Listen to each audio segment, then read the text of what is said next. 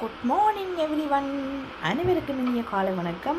இன்றைக்கு நான் பயறு துவையல் தான் காலமாக சாப்பாடு செய்து சாப்பிட போகிறேன். பயறு நல்லா அவிச்சு வச்சுருக்கிறேன் பாருங்கோ. மற்றது கொஞ்சம் தேங்காய்ப்பூ, நெய், இது சர்க்கரை. இது சர்க்கரை இல்லை, பனங் இல்லை, இது கரும்பில் செய்த சர்க்கரை. சரியா?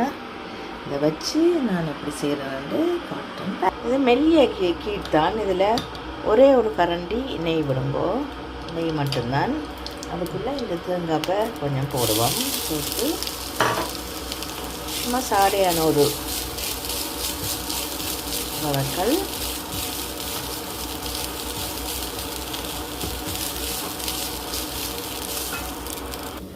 இப்போ கரும்பு சர்க்கரை சுற்றி வச்சுருக்கிறேன்.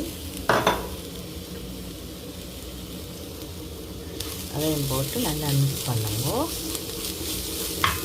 அடுப்பு ஆல்ரெடி நான் ஆஃப் பண்ணிட்டேன்.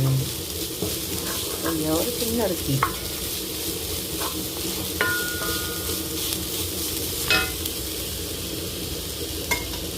இப்போ அவிச்சு வச்ச பயிரை போட்டு மிக்ஸ் பண்ணுங்க. இதெல்லாம் தான்.